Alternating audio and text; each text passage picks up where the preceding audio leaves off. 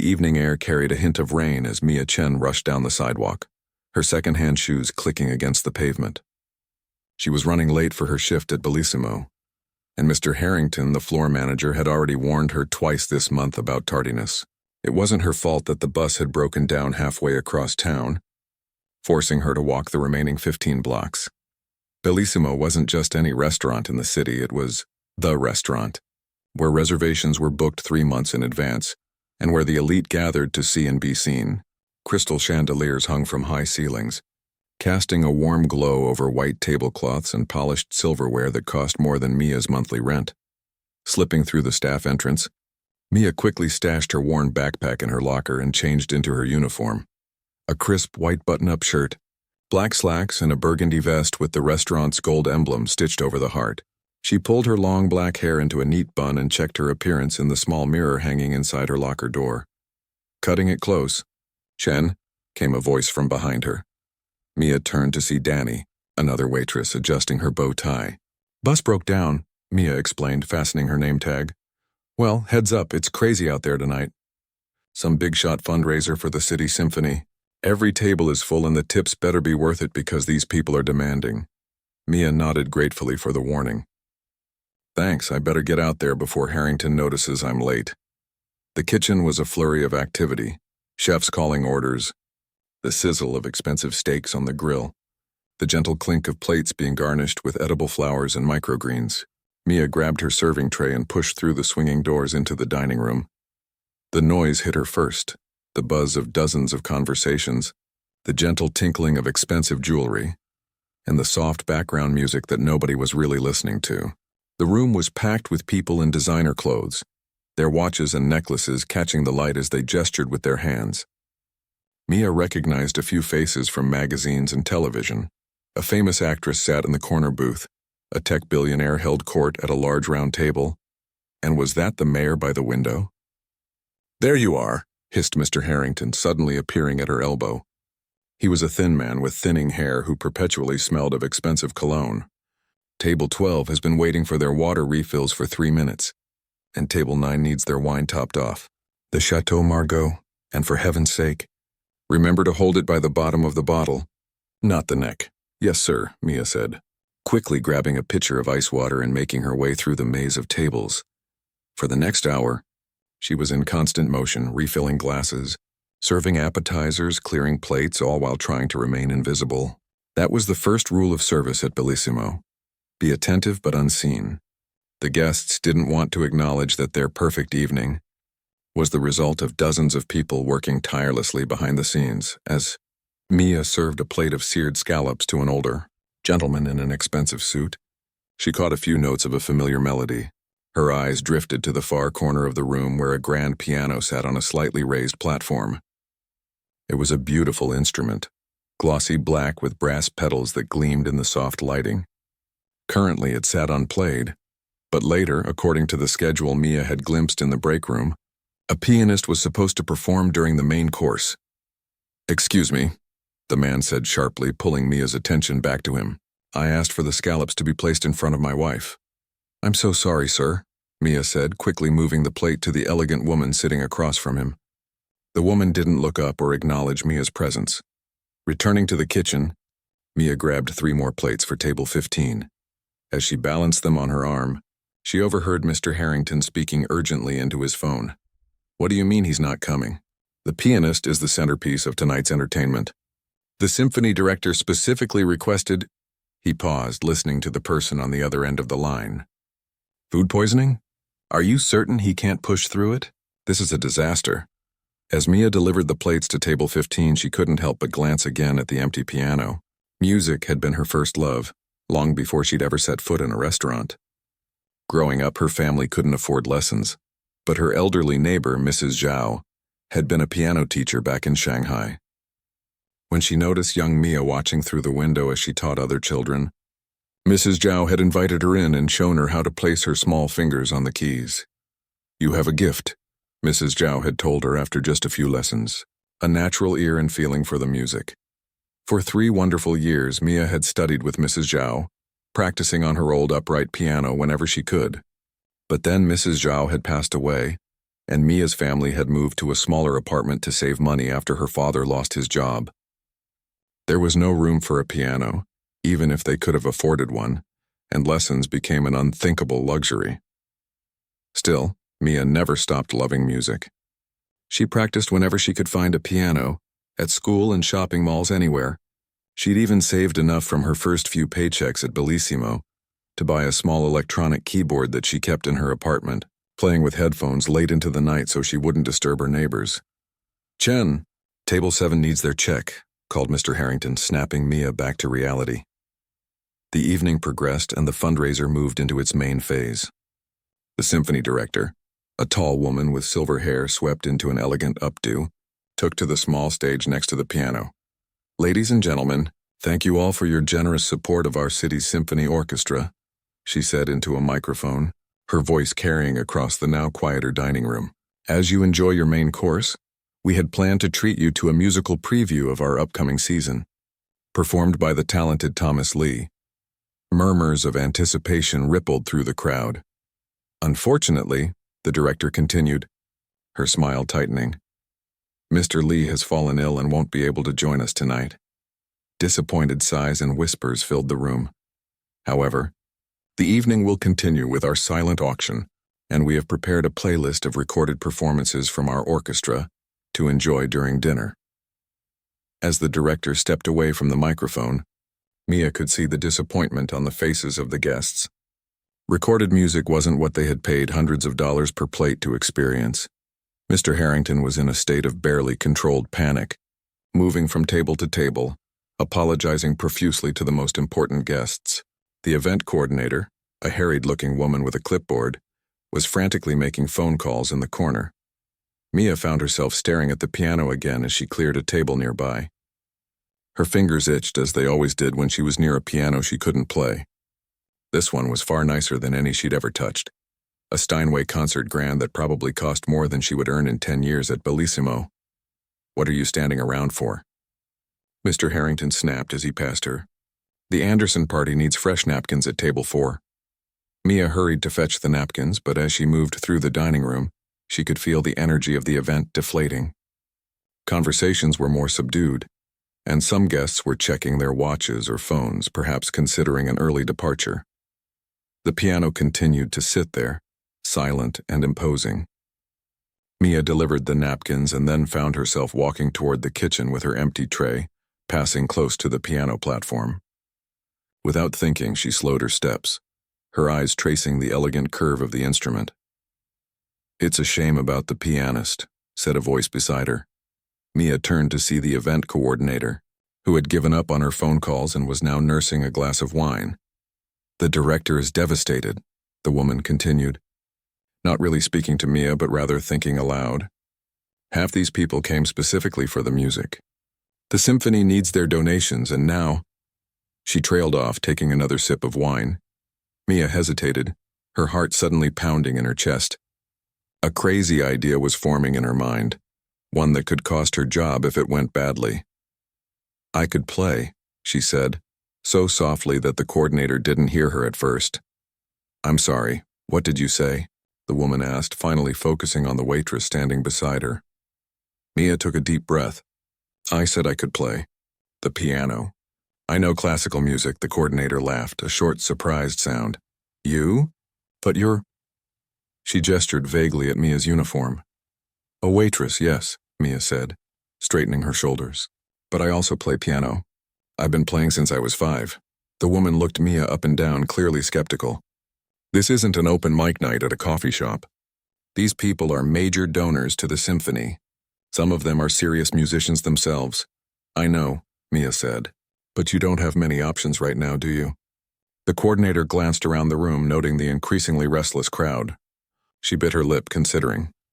"What pieces do you know?" she asked finally. "Chopin, Debussy, Rachmaninoff, Mozart," Mia listed. "I could play selections that would complement a symphony fundraiser." The woman's eyebrows rose slightly. "And you're serious?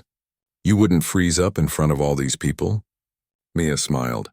"I'm invisible to them already. I've been serving them all night and not one has really looked at me. What's the difference if I'm at the piano?" "Hey!" The coordinator hesitated for one more moment, then nodded sharply. "Wait here." She hurried off to find the symphony director and Mr. Harrington. Mia stood by the piano, her hands suddenly damp with nervous sweat. What was she doing? This could go terribly wrong. But then again, when would she ever get another chance to play a Steinway in front of an audience? Across the room, she could see the coordinator speaking urgently to the director and Mr. Harrington. The director looked surprised, then doubtful, while Mr. Harrington's face registered pure shock as he turned to stare at Mia. After what felt like an eternity, the three of them approached her. Mr. Harrington looked like he was about to explode. "Ms. Chen," he began, his voice tight.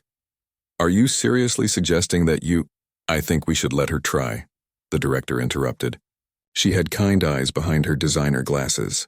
"What's the worst that could happen?" "She could embarrass the restaurant and your entire organization," Mr. Harrington hissed. "Or," the director countered, "she could save the evening." She turned to Mia. "One piece. You can play one piece and we'll see how it goes." Mia nodded, her mouth suddenly dry. "Thank you for the chance." The director returned to the microphone as Mia climbed the 2 steps to the piano platform. She could feel eyes turning toward her, curious and confused. A waitress at the piano? It was absurd. As she sat down on the bench and adjusted its height, Mia caught snippets of whispered conversations. Is this some kind of joke? Where's the real pianist? What is Harrington thinking? Mia took a deep breath and placed her fingers on the cool ivory keys. The moment of truth had arrived. For a moment, time seemed to stand still. Mia's fingers hovered over the piano keys as a hush fell over the dining room. The weight of dozens of curious and doubtful stares pressed upon her shoulders. She could feel Mr. Harrington's anxious gaze boring into her back, practically willing her to walk away before she embarrassed everyone. Mia closed her eyes and took a deep breath. In her mind, she was no longer in Bellissimo, surrounded by the city's elite. She was back in Mrs. Zhao's small apartment, the scent of jasmine tea in the air, sunlight streaming through lace curtains. "Music comes from the heart," Mrs. Zhao had told her. "Your fingers are just messengers." When Mia's fingers finally touched the keys, the first notes of Debussy's Clair de Lune floated through the restaurant. She had chosen the piece carefully, gentle and inviting, like a hand extended in greeting. The familiar melody felt like coming home after a long journey. For the first few measures, the diners continued their hushed conversations, glancing curiously at the waitress who had suddenly appeared at the piano. But as the piece progressed, voices quieted. Forks paused midway to mouths. The magic of Debussy's composition, rendered with unexpected skill and emotion, began to weave its spell around the room. Mia kept her eyes closed, letting her fingers find their way across the keyboard from memory.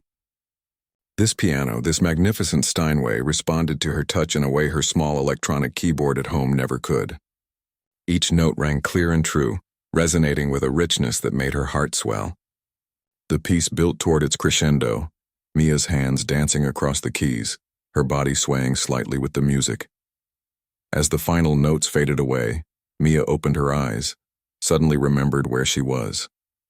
The silence that followed was absolute, not a whisper, not the clink of a glass, not even the rustle of clothing. Then from somewhere near the back of the room, someone began to applaud. Others joined in, the sound swelling until the entire restaurant was filled with enthusiastic applause. Mia turned on the bench to see the symphony director standing nearby, her eyes wide with astonishment. Next to her, Mr. Harrington's mouth hung slightly open, his expression a mixture of shock and confusion.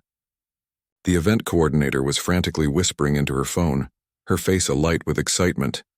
"That was—" the director began, stepping closer to the piano. "Where did you learn to play like that?" Before Mia could answer, a man approached from one of the front tables. He was older, with silver hair and kind eyes that crinkled at the corners. Mia recognized him as Dr. Howard Phillips, the renowned conductor of the City Symphony. "Young lady," he said, his voice warm with admiration, "you have a remarkable gift. Would you consider playing another piece for us?" Mia glanced at Mr. Harrington, expecting him to intervene, to remind everyone that she was supposed to be serving tables, not entertaining guests. But the manager simply nodded, a dazed expression still on his face. "I'd be honored," Mia said, turning back to the piano. This time, she chose Chopin's Nocturne in E-flat major. As she played, she became aware of movement in her peripheral vision. Guests were leaving their tables, drinks in hand, gathering closer to the piano. They were coming to listen, really listen, to her music. The rest of the evening passed in a blur. One piece led to another. Chopin gave way to Liszt, then to a heartfelt rendition of Beethoven's Moonlight Sonata. Between pieces, Mia could hear the buzz of conversation, but it was different now. People weren't discussing business deals or gossiping about acquaintances. They were talking about the music, about her. Where did she study? Is she part of the program? I've never heard Chopin played with such feeling. During a brief pause, the director approached her again. "Do you know any Rachmaninoff?" she asked, her eyes bright with excitement. Mia nodded. His prelude in G minor was the last piece Mrs. Zhao taught me before she passed away. Would you play it for us? The Rachmaninoff piece was technically demanding, full of dramatic contrasts and powerful chords. Mia had practiced it countless times on her small keyboard, but never on an instrument like this. Never for an audience that could truly appreciate its complexity. Still, she found herself nodding. As she launched into the piece, Mia felt something shift inside her. The nervousness that had gripped her earlier was gone, replaced by a sense of absolute certainty. This was where she belonged. Not hidden away in the kitchen or invisibly refilling water glasses, but here bringing music to life, connecting with people through the universal language of melody and harmony. Her fingers flew across the keys, tackling the difficult runs and chord progressions with newfound confidence. The powerful bass notes resonated through the room, drawing gasps from the audience. When she reached the thunderous climax of the piece, she could feel the emotion welling up inside her. All the years of dreaming, of practicing in secret, of believing that someday, somehow, her music would be heard. As the final chords died away, there was a moment of stunned silence before the room erupted in applause. This time people were on their feet, a standing ovation that brought tears to Mia's eyes. Dr. Phillips was the first to reach her, clasping her hand in both of his. "My dear," he said, his voice thick with emotion. "Where have you been hiding?" Mia gestured to her waitress uniform with a small, self-conscious laugh. "Right here, serving your dinner." More people gathered around the piano, asking questions, offering congratulations. The tech billionaire wanted to know where she had studied. The famous actress asked if she had an agent. The mayor mentioned a community arts program that needed talented instructors. Through it all, Mia noticed Danny and the other servers watching from the edges of the room, their faces showing varying degrees of surprise and admiration. Mr. Harrington hovered nearby, seeming unsure whether to be proud of his employees' hidden talent or annoyed at the disruption to his carefully orchestrated service. The symphony director gently guided Mia away from the crowd to a quiet corner. "I have to ask," she said, her voice serious now. "Why are you working as a waitress when you play like that? You could be performing professionally." Mia smoothed her hands over her uniform vest, suddenly aware of the contrast between her current reality and the dream she had carried for so long. "Life got in the way," she said simply. "My family needed financial support more than I needed music lessons. By the time I was old enough to make my own decisions, it seemed too late."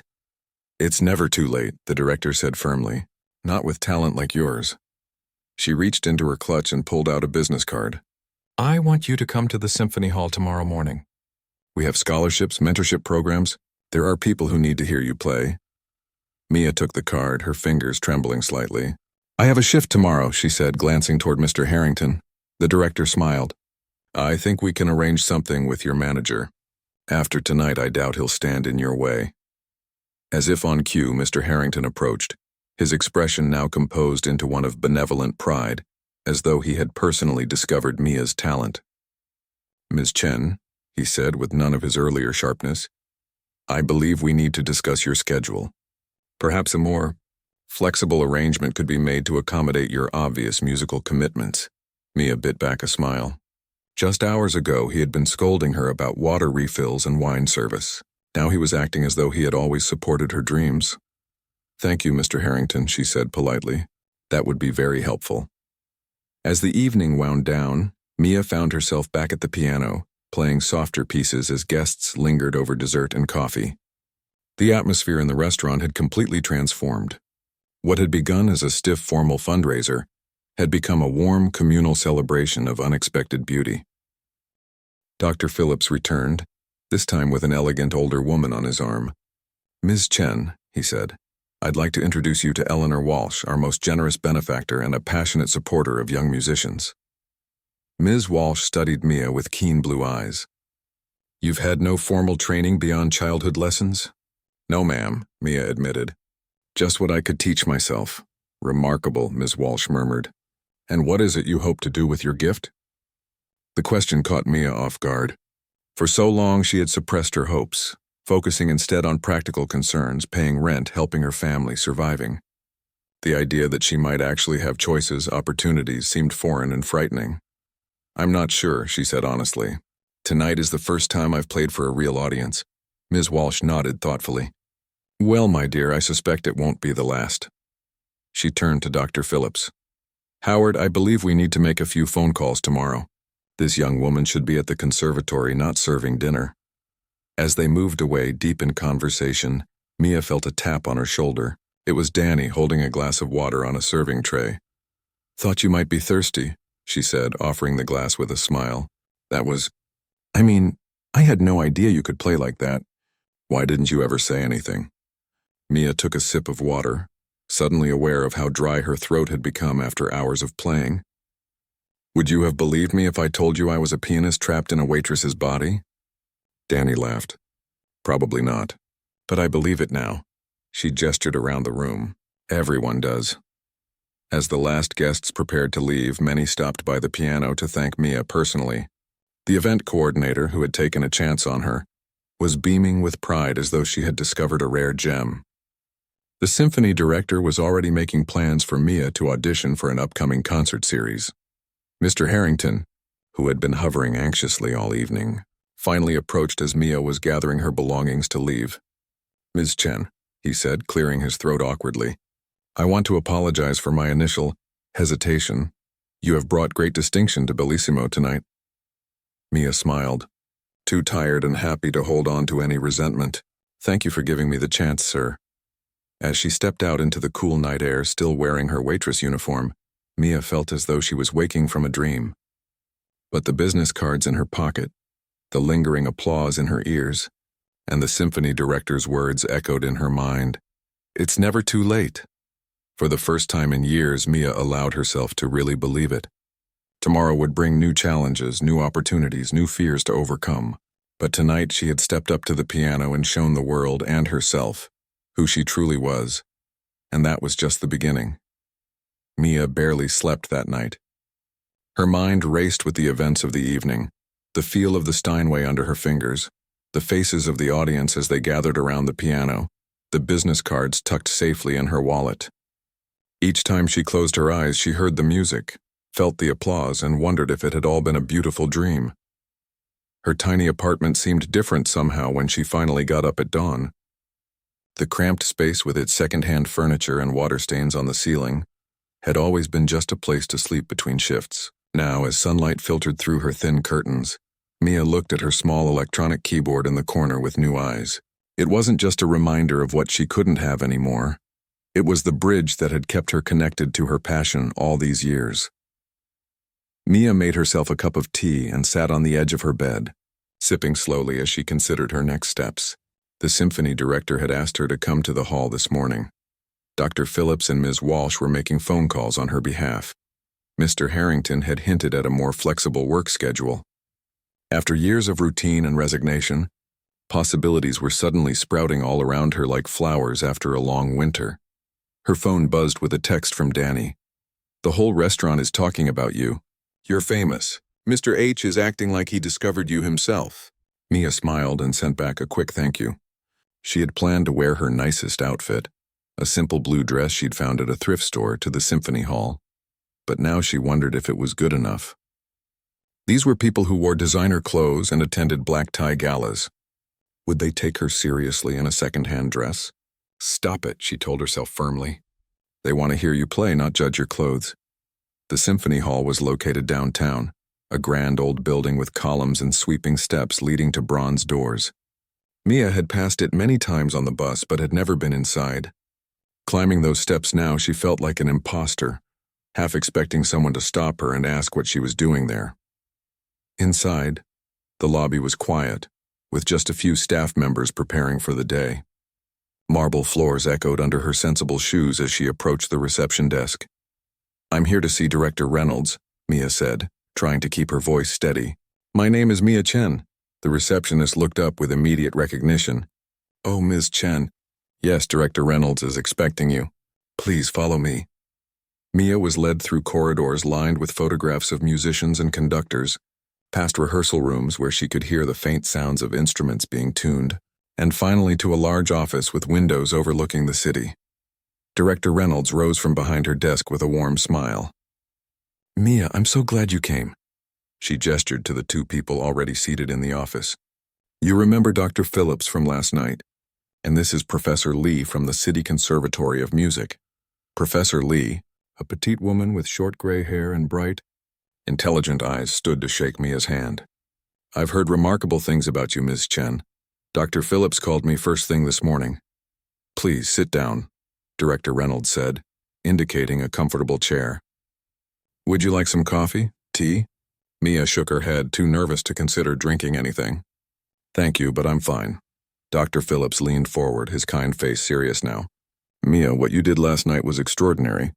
Not just your technical skill, which is impressive enough, but the emotion, the musicality you brought to each piece. It's rare, even among trained musicians." "Indeed," Professor Lee agreed. "Director Reynolds sent me a video that someone took on their phone. Even through that poor recording, your talent is obvious." Mia blinked in surprise. "Someone recorded me?" Director Reynolds laughed softly. "Several people did. One of the videos already has over 10,000 views online. Waitress stuns elite crowd with virtuoso piano performance is trending locally." Mia's face grew warm. The idea of thousands of strangers watching her play was both thrilling and terrifying. "I had no idea." "The question now," Dr. Phillips said, bringing the conversation back to focus, "is what you want to do next. You have options, Mia. More than you might realize." Professor Lee nodded. "The conservatory would be very interested in having you audition for our special admissions program. It's designed for exceptional talents who haven't followed traditional paths. And the symphony has several development programs," Director Reynolds added. "Scholarships, mentorships, performance opportunities. Ms. Walsh has also expressed interest in personally sponsoring your studies," Dr. Phillips said. "She was quite taken with your playing last night." Mia sat very still, trying to absorb it all. Just 24 hours ago, her biggest concern had been whether Mr. Harrington would fire her for being late. Now these accomplished, respected people were talking about scholarships and special programs. "I don't know what to say," she admitted finally. "This is all happening so fast." "You don't need to decide everything today," Director Reynolds assured her. "But we would like to hear you play again in a proper setting. Our main hall has a magnificent Bösendorfer piano that I think you would enjoy." A flutter of excitement rose in Mia's chest. A Bösendorfer was even more prestigious than the Steinway she had played last night. "I would love that," she said. They led her through more corridors and finally through a small door that opened onto the main stage of the symphony hall. Mia caught her breath at the sight. The hall was massive, with tiered seating that seemed to reach to the sky, all focused on the stage where a gleaming black grand piano waited. "Go ahead," Dr. Phillips encouraged. "Take your time. Get a feel for it." Mia approached the piano almost reverently. This wasn't just any instrument. It was a masterpiece of engineering and artistry, the kind of piano that world-famous musicians traveled with on tour. She sat on the bench, adjusted its height, and placed her hands on the keys. The first chord she played rang out with such clarity and depth that it nearly brought tears to her eyes. The acoustics in the hall were perfect, designed to carry every nuance of sound to the farthest seats. Without consciously deciding what to play, Mia found herself beginning Rachmaninoff's Piano Concerto No. 2. It was a piece she had listened to hundreds of times, studying recordings by different pianists, practicing sections on her humble keyboard at home. She had never played it all the way through, never had the chance to experience how the rich emotional melodies would sound on a proper concert piano. As she played, Mia became aware of movement in the hall. People were entering quietly, finding seats drawn by the music. Staff members, musicians arriving for rehearsals, administrators. They paused their morning routines to listen. In her peripheral vision, she could see Director Reynolds and Professor Lee exchanging glances, nodding in silent agreement about something. The piece was challenging, demanding both technical precision and emotional intelligence. There were moments when Mia's fingers stumbled over particularly difficult passages, but she recovered quickly, letting the music flow through her. Without an orchestra behind her, some sections felt incomplete, but she adjusted, emphasizing the piano's voice to fill the space. When she finally reached the end, her hands trembling slightly from exertion and emotion, the scattered audience broke into spontaneous applause. Mia looked up, surprised to see at least 30 people had gathered in the hall. "Extraordinary," Professor Lee murmured, approaching the piano. "You've had no formal training in how long?" "Since I was 13, Mia admitted. "That's when my teacher passed away." "And you've maintained this level of skill just by practicing on your own?" Mia nodded. "I play whenever I can. On my keyboard at home, on display pianos in music stores. Sometimes at the community center when no one is using their piano." Professor Lee shook her head in amazement. "With proper training and regular access to quality instruments, there's no telling how far you could go." Dr. Phillips had been conferring with Director Reynolds and now joined them at the piano. "Mia, we would like to offer you a place in our Young Artist Showcase next month. It's a special concert featuring promising musicians from across the city. We usually select participants through a rigorous audition process, but in your case, we're prepared to make an exception." Mia's heart raced. A real concert on a real stage. "I would be honored," she said, her voice barely above a whisper.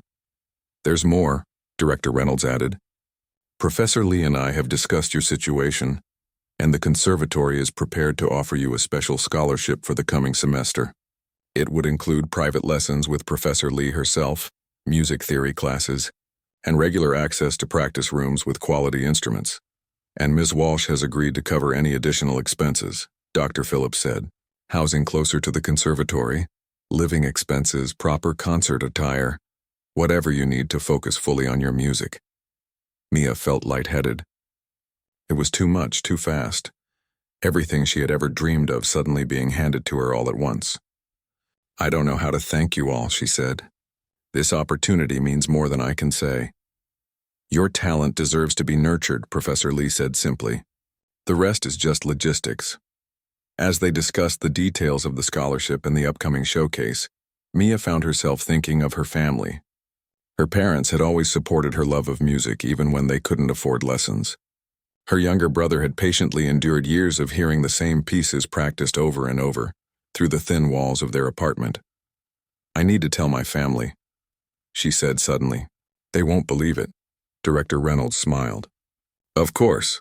And we'll need to work out your transition from bellissimo, perhaps a gradual reduction in hours as your training intensifies." Mia nodded, thinking of Mr. Harrington's sudden change in attitude. "I think that can be arranged." As they walked back to the office to finalize the paperwork, Mia's phone buzzed again. It was another text from Danny, this time with a link. "OMG, have you seen this? You're going viral." Mia clicked the link to find a video titled, "Hidden Talent Waitress Stuns Elite Crowd with Incredible Piano Skills." The view count was now over 50,000. "Everything okay?" Director Reynolds asked, noticing Mia's expression. Mia showed her the phone. "It's strange. All these years of playing in private and now suddenly—" "Get used to it," Dr. Phillips said with a gentle smile. "This is just the beginning of your journey into the public eye. But don't worry. We'll help you navigate it." As they reached the office, Mia paused in front of a large photograph on the wall. It showed the symphony orchestra on this very stage, with a soloist at the piano, the audience giving a standing ovation. "That was last season's closing concert," Director Reynolds explained. "Perhaps next year it will be you in that spotlight." Mia studied the image, trying to imagine herself there, performing with a full orchestra behind her, bringing music to life for hundreds of people. It seemed impossible, and yet, after the events of the past 24 hours, she was beginning to believe that perhaps nothing was truly out of reach. "One step at a time," she said, more to herself than to the others. "But yes, I'd like that very much." The next few weeks passed in a whirlwind of activity. Mia's life, which had followed the same predictable pattern for years, was suddenly transformed into something she barely recognized. Her days, once filled with taking orders and carrying plates, were now consumed with music theory classes, private lessons with Professor Lee, and hours upon hours of practice on pianos that responded to her touch like living things. Bellissimo, surprisingly, had been accommodating. Mr. Harrington, seeing an opportunity to associate the restaurant with Mia's rising profile, had proudly announced that they would be sponsoring her debut at the Young Artist Showcase. He had reduced her schedule to just 2 dinner shifts per week. To keep you grounded, he'd said with a wink. Though Mia suspected it was more to keep reminding customers that the viral piano waitress worked at his establishment. The viral video had indeed taken on a life of its own. What had started as a local curiosity had spread across social media platforms, attracting the attention of news outlets and music bloggers. Waitress steps up to the piano. What happens next leaves the elite crowd stunned. Read one headline. Another proclaimed, "Hidden genius, the server with symphony-level skills." Mia had turned down 3 television interviews, uncomfortable with the sudden spotlight, but had agreed to a short feature in the local newspaper, hoping it might inspire other musicians who had put their dreams on hold. Today, she was back at the Symphony Hall for a dress rehearsal. The Young Artist Showcase was just 3 days away, and Mia's stomach tightened with a mixture of excitement and terror every time she thought about it. She had chosen to perform Chopin's Ballade No. 1 in G minor, a piece that told a story through its music, beginning gently before building to a passionate, technically demanding conclusion. As she entered the hall, she was greeted by the now familiar sight of musicians warming up, stage technicians adjusting lighting, and Director Reynolds conferring with the sound engineers. Several other young performers, a violinist, a cellist, and a clarinet player, were already there going through their own preparations. "Ah, Mia." "Right on time," Director Reynolds called, waving her over. "We'll run through the program in order with full lighting and sound, just as it will be on the night. You'll be the closing performer so you can watch from the wings until it's your turn." Mia nodded, clutching her music folder tightly. She had memorized her piece weeks ago, but carrying the sheet music gave her a sense of security. "Is it a full house for the rehearsal?" she asked, peering out at the seating area. Director Reynolds laughed softly. "No, just a handful of staff and some of our regular patrons who like to see the behind-the-scenes process. The real audience will be much larger. We've sold out completely, which rarely happens for the showcase." Mia swallowed hard. "No pressure, then." "You'll be wonderful," Director Reynolds assured her, giving her shoulder a gentle squeeze. "Just play it the way you did in your lesson yesterday." Professor Lee said it was magnificent. The rehearsal began with the young violinist, a teenage boy with serious eyes and impressive technical skill. Mia watched from the wings, studying how he handled himself on stage, how he acknowledged the sparse audience, how he positioned himself under the lights. The cellist followed, then the clarinet player, each bringing their own style and energy to the stage. As she waited for her turn, Mia felt her phone buzz in her pocket. It was a text from her brother. "Just picked up Mom and Dad from the airport. They're so excited for Sunday. Dad cried when he saw your picture on the program." Mia smiled, blinking back tears of her own. When she had called her parents to tell them about the showcase, they had immediately started planning their trip. It would be the first time they had visited her since she moved to the city 5 years ago. The cost of flights had always been too prohibitive, their jobs too demanding of their time. But for her musical debut, they had made it happen. "Ms. Chen, you're up," called the stage manager, pulling Mia from her thoughts. Taking a deep breath, Mia stepped onto the stage. The lights were brighter than she expected, making it difficult to see the scattered observers in the audience. She approached the piano, adjusted the bench, and placed her hands on the keys. For a moment, doubt crept in. Who was she to be here on this prestigious stage? Just weeks ago, she had been refilling water glasses and taking orders. The other performers had years of formal training, competition experience, proper credentials. Then she remembered Mrs. Zhao's words from so long ago. "Music speaks what cannot be expressed, soothes the mind and gives it rest, heals the heart and makes it whole, flows from heaven to the soul." Mia began to play. The opening notes of the ballade floated over the hall, delicate and questioning. As the piece progressed, building in complexity and emotion, she lost herself in the music. Her fingers found each key with precision. Her body swayed with the changing dynamics. Her heart opened to the story Chopin had woven into the notes 2 centuries ago. When the final chords rang out, powerful and resolute, Mia was startled by enthusiastic applause from the small audience. Director Reynolds approached the stage, beaming. That was exceptional. Mia. Truly. We just need to adjust the lighting a bit during the middle section. The current setup doesn't quite capture the emotion of your performance. Other than that, I wouldn't change a thing. The technical team made notes about the lighting, and Mia was asked to play a short section again while they tested different configurations. By the time she left the rehearsal, the afternoon sun was low in the sky, casting long shadows across the city streets. Instead of heading straight to her apartment, Mia found herself walking toward Bellissimo. She wasn't scheduled to work tonight, but something drew her back to the place where her life had changed so dramatically. The restaurant was busy, the dinner service in full swing. Through the windows, Mia could see Danny and the other servers moving efficiently between tables, carrying trays laden with expensive cuisine. It seemed strange to think that just a month ago, that had been her entire world. She was about to continue walking when she heard her name called. Turning, she saw Danny hurrying out of the restaurant, still in her uniform. "I thought that was you," Danny said, slightly breathless. "What are you doing here? Don't tell me Harrington called you in on your day off." Mia shook her head. "No, I was just passing by after my rehearsal. Feeling a bit nostalgic, I guess." Danny's eyes widened. "For this place? The sore feet and the demanding customers?" "Not exactly," Mia laughed. "More for the simplicity. Life made sense here, you know? Clock in, do your job, clock out. Now everything is changing so fast, sometimes I feel like I can't keep up." Danny nodded understandingly. "I get that. But from the outside looking in, you're exactly where you're supposed to be." She hesitated, then added, "We're all coming to your concert, by the way. The whole staff. Harrington bought tickets for everyone." "Really?" Mia was touched. "That's surprisingly generous of him." Danny rolled her eyes. "Oh, it's not generosity. He's been bragging to anyone who'll listen about how he discovered you. But we would have come anyway. We're proud of you, Mia." Before Mia could respond, Danny was called back inside by another server. With a quick hug and a promise to see her Sunday, Danny disappeared back into the restaurant.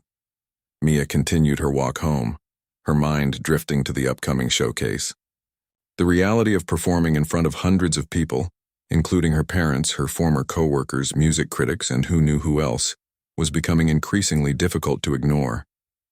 What if she froze on stage? What if she hit wrong notes? What if everyone realized she didn't belong in this world of trained musicians and classical tradition?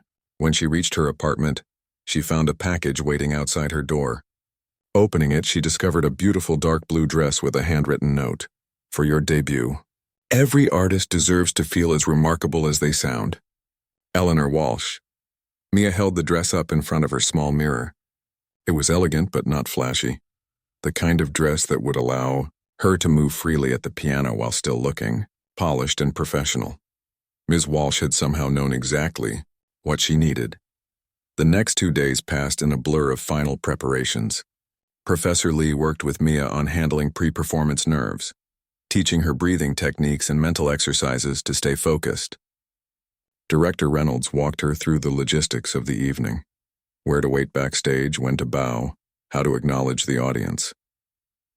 On Sunday morning, Mia woke early, her body humming with anticipation. Her parents and brother would be arriving at her apartment soon for a brief visit, before heading to the hall.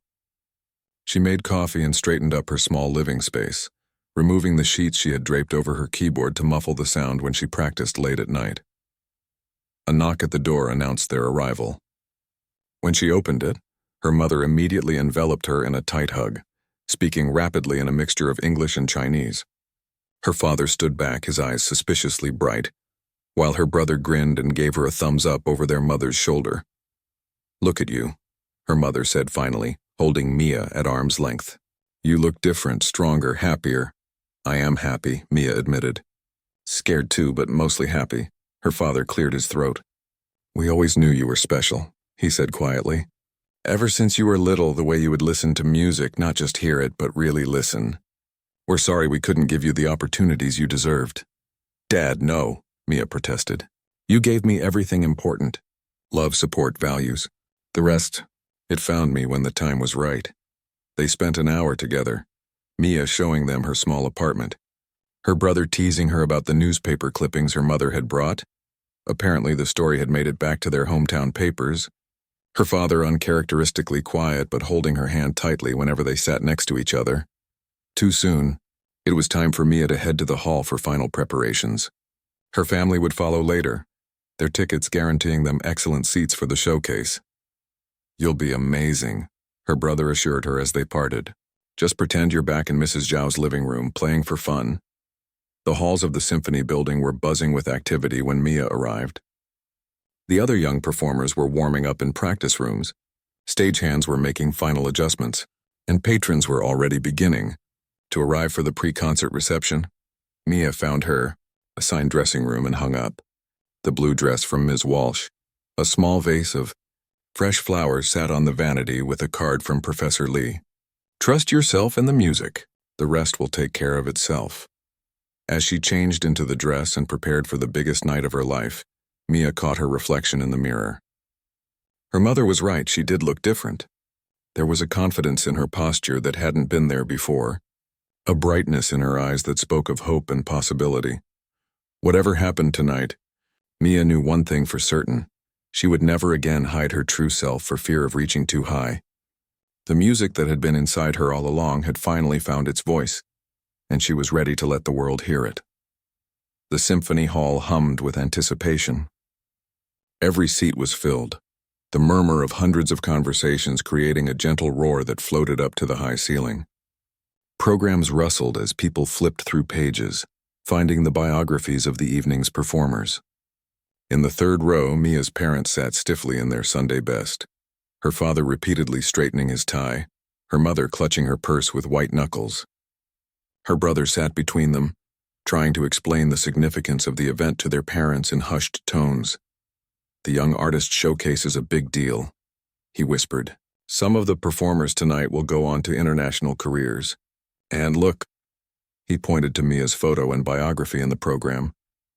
"They're featuring her as the closing performer. That's the spot they reserve for the most impressive talent." A few rows back, the entire staff of Bellissimo occupied a block of seats, looking somewhat out of place among the regular symphony patrons. Mr. Harrington sat at the end of the row, nodding importantly to people he recognized.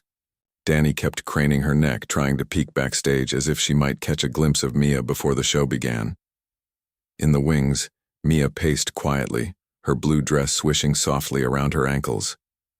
The first three performers had already completed their pieces, each one receiving enthusiastic applause. Now the young cellist was on stage, his instrument singing with emotion as he played a Bach suite. Mia watched him, admiring his technique and the passion evident in his performance. "Nervous?" came a soft voice behind her. Mia turned to see Dr. Phillips, elegant in his tuxedo. He would be introducing each performer tonight. Terrified, Mia admitted with a small smile, but excited too. "It's strange. A month ago I never could have imagined being here." Dr. Phillips nodded understandingly. "The most significant moments in our lives often arrive unexpectedly. The question is whether we're brave enough to embrace them when they do." He patted her shoulder gently. "You were brave, Mia. That night at Bellissimo, you could have stayed silent, kept your gift hidden, but you chose to step forward." The cellist finished his piece to enthusiastic applause.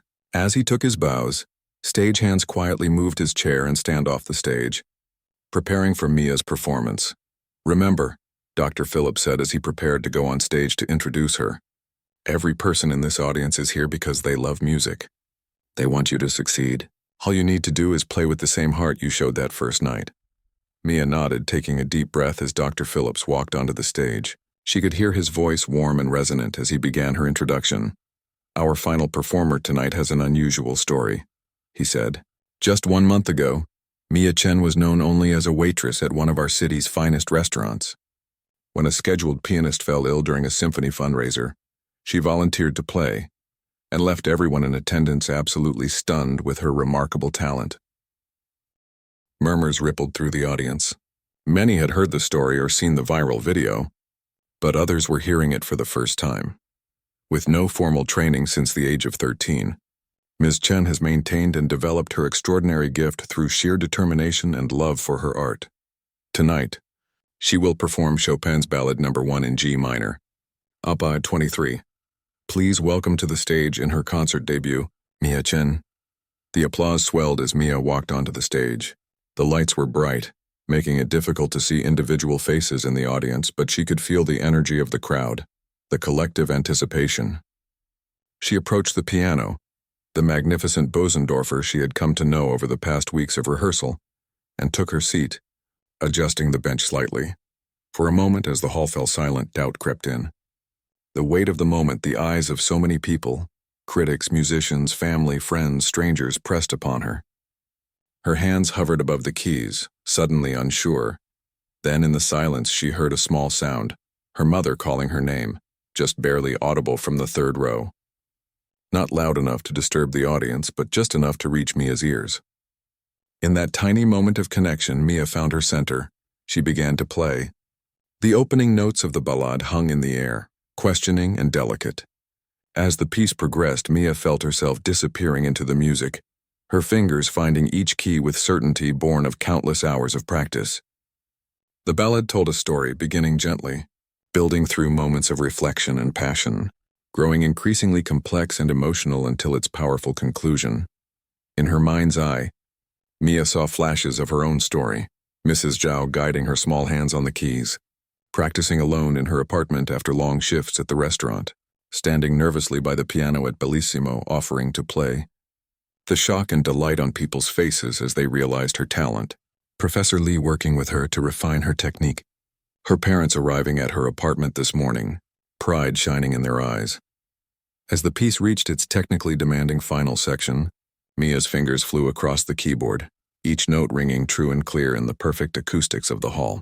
The music swelled to its passionate conclusion, the final chords resonating through the space with power and certainty.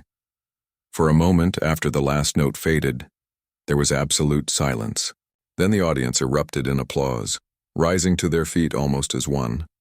The sound was deafening, whistles, cheers, and shouts of "Bravo!" mixing with the thunderous clapping. Mia stood momentarily dizzy with emotion and bowed deeply. As she straightened, she could see her parents in the third row, both openly weeping now. Her father, normally so reserved, was clapping with abandon, calling out in Chinese. Her brother stood beside them, grinning widely and giving her a thumbs up. Behind them, she could see the Bellissimo staff on their feet as well.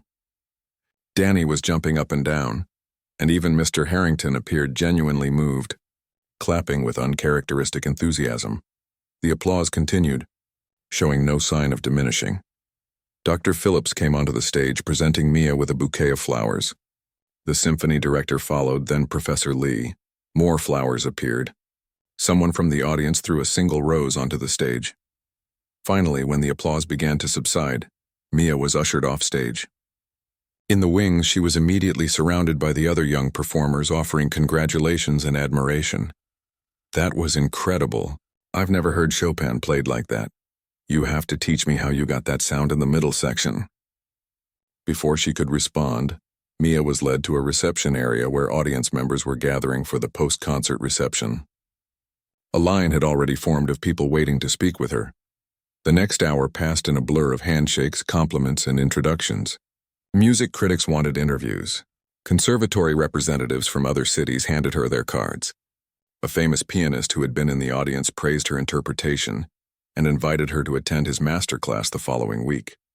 Through it all, Mia kept looking for her family, finally spotting them standing somewhat awkwardly near the refreshment table, clearly overwhelmed by the grandeur of the event and the excitement surrounding their daughter. Excusing herself from a conversation with a symphony board member, Mia made her way to them. Her mother immediately pulled her into a tight embrace. "My beautiful, talented daughter," she whispered in Chinese. "We are so proud." Her father, never a man of many words, simply held her hand tightly, his eyes saying everything his voice could not. "You were amazing, sis," her brother said, giving her a side hug. "And guess what? That video from tonight is already online. It's getting shared like crazy." Before Mia could respond, Ms. Walsh appeared at her elbow, elegant in a silver evening gown. "The dress suits you perfectly," she said with a warm smile. "And your performance was beyond words." "Thank you for everything," Mia said sincerely. "The dress, the support, the belief in me. Ms. Walsh waved away her thanks. My dear, I've been a patron of the arts for 40 years. Supporting extraordinary talent like yours is the greatest joy of my life. She glanced at Mia's parents. You must be very proud. As Mia made introductions, Director Reynolds approached with a distinguished-looking man in an expensive suit. Mia, I'd like you to meet Anthony Winters from the National Symphony Orchestra. He's very interested in talking to you about their Young Artists program. The conversation that followed opened doors Mia had never even dreamed of knocking on. Mr. Winters spoke of fellowships, of touring opportunities, of development programs designed to launch promising careers onto the international stage. Of course, you'll need to continue your education, he said, but we have partnerships with several top conservatories that could accommodate your unusual circumstances. By the time the reception ended, Mia's head was spinning with possibilities. As she gathered her things in the dressing room, there was a knock at the door. It was Dr. Phillips. I wanted to give you this, he said, handing her an envelope. It's a formal invitation to perform with the symphony next season. A proper concerto with full orchestral backing. We'll provide coaching, of course, and it's still many months away, but I wanted you to have something concrete to look forward to. Mia stared at the envelope, overcome with emotion. I don't know what to say. Say yes, Dr. Phillips said simply. Your journey is just beginning, Mia. Tonight wasn't the destination, it was the first step on a much longer road. Later that night, after her family had returned to their hotel, and promises had been made for breakfast the following morning, Mia found herself alone in her apartment. Still wearing the blue dress too wired to sleep, she sat at her small keyboard and placed her fingers on the plastic keys. The contrast between this humble instrument and the magnificent piano she had played hours earlier was stark. And yet this keyboard had kept her dream alive during all those years when playing seemed impossible. It had been her companion, her confidant, her connection to the part of herself that she had been forced to set aside, but had never forgotten. Mia began to play softly, a simple melody that Mrs. Zhao had taught her when she was just beginning. As her fingers moved across the keys, she thought about the long, unlikely path that had led her to this moment. From a child peering through a window at another child's piano lesson, to a waitress gathering courage to step up to a piano, to a debuting artist receiving a standing ovation from hundreds of people. The future stretched before her now, bright with promise and possibility. There would be challenges ahead, of course, intensive study, pressure to perform, the scrutiny that came with public attention. But for the first time in her life, Mia felt fully, completely herself. The waitress who had stepped up to the piano had found her way home.